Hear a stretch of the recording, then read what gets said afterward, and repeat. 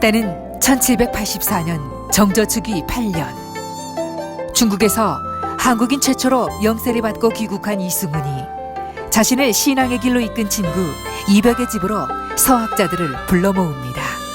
사도 요한, 토마스, 아우구스티노, 주 그리스도의 이름으로 세례를 받으라. 선교사도 사제도 아닌 평신도 이승훈에 의해 국내 첫 세례식이 거행되던 순간이었습니다. 1784년 이승훈이 중국 유학길에 올라 세례를 받고 돌아오면서 본격적인 신앙 공동체가 형성되기에 이릅니다. 이후 이들을 통해 전파되기 시작한 복음은 신분과 세대의 벽을 뛰어넘어 1년 만에 전국적으로 확산되는데요. 신분사회였던 조선에서 평등을 꿈꾼다는 것은 대역죄나 다름없었습니다. 왕과 양반에 대한 도전이자 나라의 근간인 유교 사상을 부정하는 금수만도 못한 일이었기 때문이지요. 이에 천주교 모임은 사교 집단으로 각인돼 모진 탄압을 받기 시작하는데요. 세계 종교사의 유례 없는 박해와 순교의 역사를 낳게 됩니다.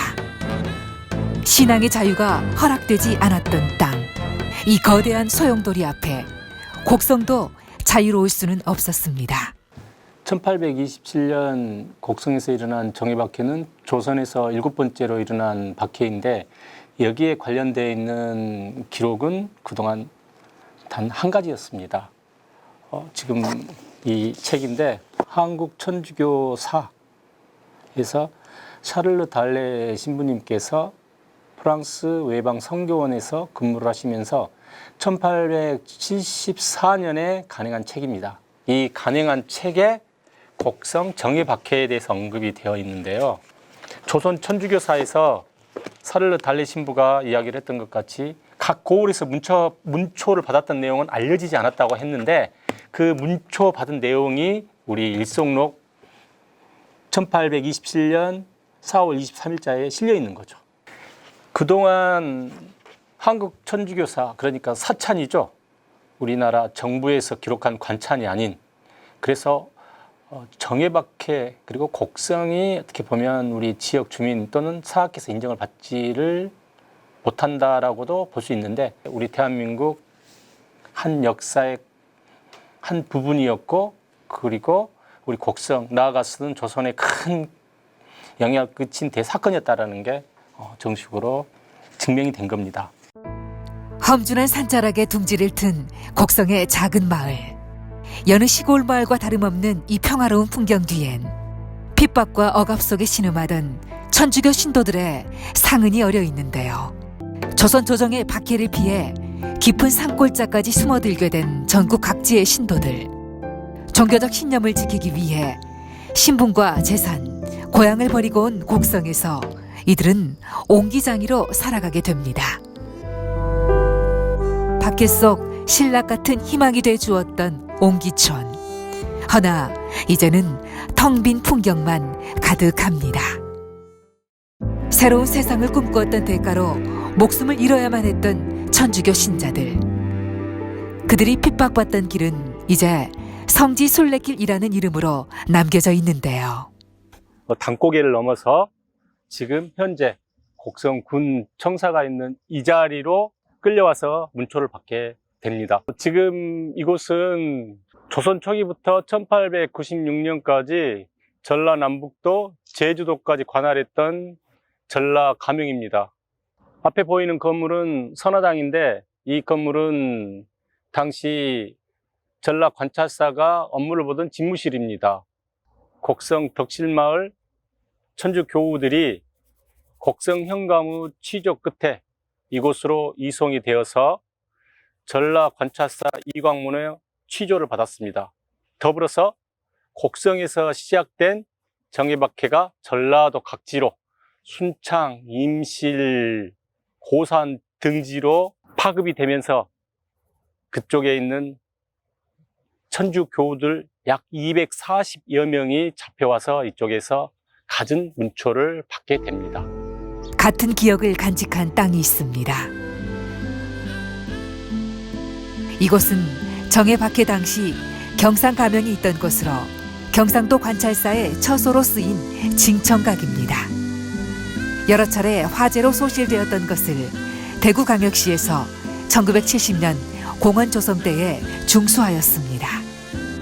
그때 당시에 대구 관찰사의 직접 신문하에 상주, 문경, 안동 쪽 멍해목, 앵무단 등에서 박보록, 박사희, 김사건, 안군심 등의 교우들께서 바로 잡혀오셔서 관찰사의 신문하에 모진 고초와 고문을 받습니다. 그 이후에 이분들은 경상 동옥과 소옥의 감옥에 갇히셔서 길게는 10여 년 이상의 감옥 생활 끝에 결국은 순교를 하게 됩니다.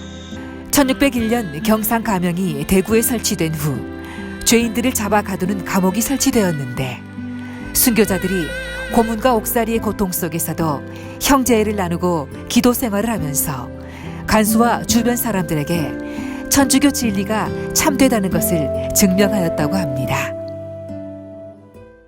곡성에서 시작된 정예박해가 전라도를 넘어서 경상도로 진행이 되는 과정에서 보시면 여기 지금 정예박해 1827년 박보록, 안군심, 김세박 이 세 분의 교우께서 이곳에서 순교를 하셨습니다.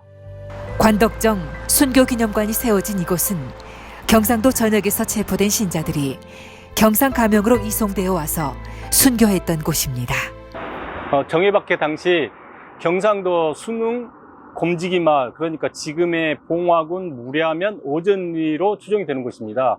그곳에서 신앙생활을 계속하고 계시던 이재행 안드리아 교우께서 전주 감형으로 잡혀오셔서 13년 옥살이 끝에 1839년 5월 26일 기해박해 때 처형을 당하시고 결국 순교하게 되십니다.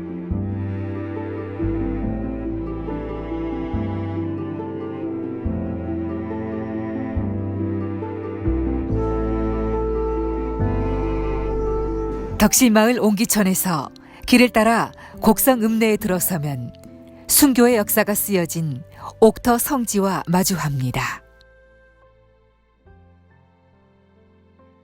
천주교도들이 붙잡혀와 옥살이를 했던 곳이 바로 이곳 곡성 관하의 옥터 성지인데요. 이곳엔 이제 신앙의 자유가 숨쉽니다.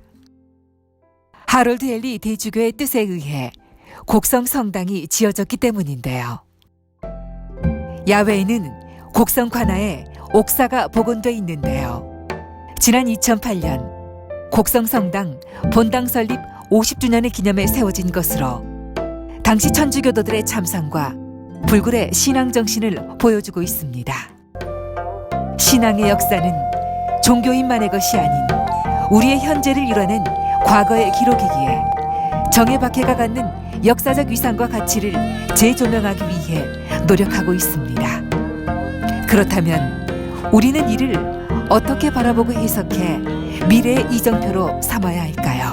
정예박해와 곡성의 향후 과제는 옥토 성지 곡성 성당을 중심으로 덕실마을 옹기교우총과 가마터를 잇는 천주교 정예박해 성지 순례길을 조성하여 역사와 문화가 살아 숨쉬는 역사교육의 체험 현장으로 활성화시키는 것입니다. 남쪽의 작은 거울, 곡성이 품고 있는 박해의 역사. 성스러운 피로 물든 이 땅에는 핍박만 가득했던 시대적 상황 속에서도 새로운 역사를 창조했던 조상들의 올곧은 정신이 서려 있습니다.